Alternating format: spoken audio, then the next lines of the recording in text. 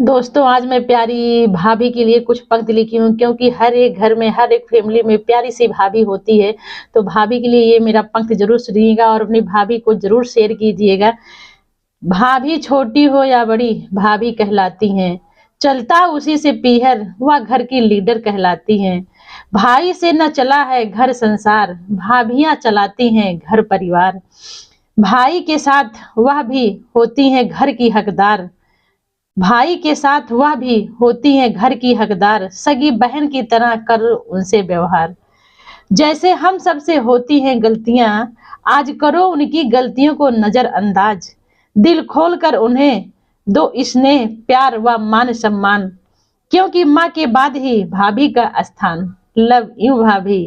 अपनी भाभी को जरूर शेयर कीजिएगा ये वीडियो, और फैमिली मेंबर को भी शेयर कर सकते हैं क्योंकि प्यारी भाभी के लिए बहुत प्यारी सी लाइन है ये।